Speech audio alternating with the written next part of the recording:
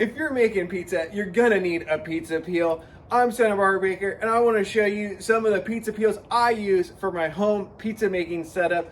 Let's start with the Ooni peels. I have a 12-inch Ooni peel. This is the perforated peel. This one just happens to be black. It was a special edition they did for a little bit, but it's the same as the normal 12-inch they have now.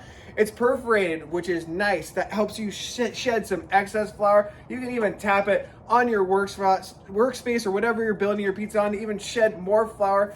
It also keeps the weight down. Not really a concern when you're making a pizza at home because you're only making a few. As you can see here, it's got the beveled little edge here and flexible too to help you scoop up and pick up that pizza. Less surface area, hopefully preventing those pizzas from sticking. My only thing that I don't like about this one so much is it's a little small. I'm baking usually in the Koda 16 or indoors on my baking steel. I like around a 14-inch pizza, so this can be a little bit small for me. My go-to for loading pizza dough is this Ooni peel. This is the 14 inches, the standard peel. It's flexible, which makes it nice for scooping up the pizza easily. It's got the little tapered edge here that makes it easier to scoop up your pizzas. And overall, it's a nice size. I feel 14 inches in the Koda 16 is really the sweet spot for pizzas. And same with inside on the baking steel. It's a great peel, my go-to.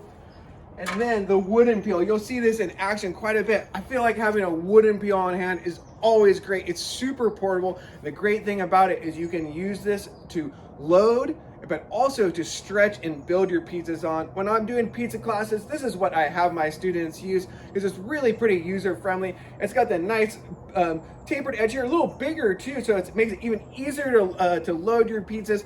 And the big thing is here, you can build your pizza on it when it's wood because it won't stick as easily. Building on a metal peel like that, I would not recommend. Your pizza can stick really quickly. Only downside is wood, so it can burn. As you can see here, you know, it just got some burn marks, but that's just cosmetic. I wouldn't worry about it. Definitely having a wooden peel in your lineup is something I recommend. Now on to the GI Metal setup. This is the GI Metal Tripizza. I'm a big fan of this little kit. It's the Amica line. And, you know, this is a little bit more luxe home pizza making, you know, tool set. They got the same thing, you know, a 12-inch peel. Again, this one is really nice. The build quality on these is restaurant quality. You just pick these things up.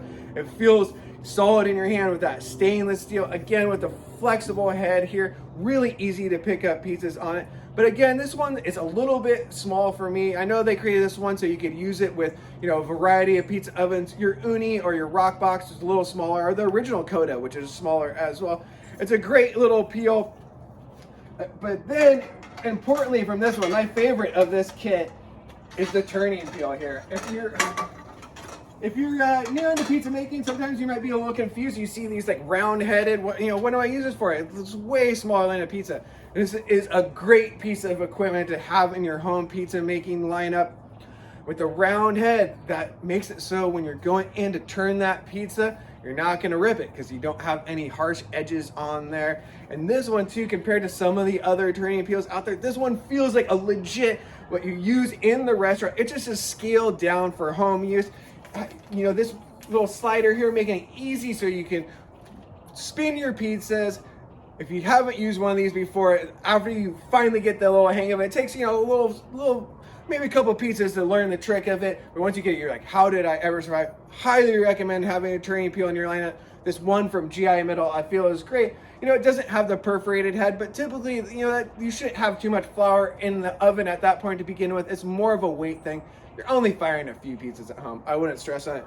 It's a great peel, great turning peel that gets the job done. And also in this nice little kit too, there's a brass headed brush. This is great for cleaning out the oven deck. Nice thing to have on hand. And it comes all in this nice little triangle pizza shaped kit, which, you know, I was like, I wasn't really sure about the stand at first, but if you're at home making pizza, lots of times you don't have a place to hang your peels or anything like that. This keeps it in a nice little kit.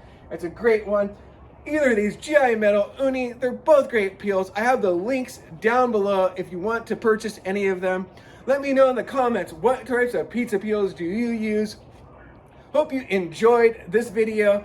Follow and like Santa Barbara Baker YouTube channel, and I'm on Instagram at Santa Barbara Baker. If you want to see these peels in action, check out my other vids on the channel. I love you all. Hope you're making pizza, dreaming about pizza. One love.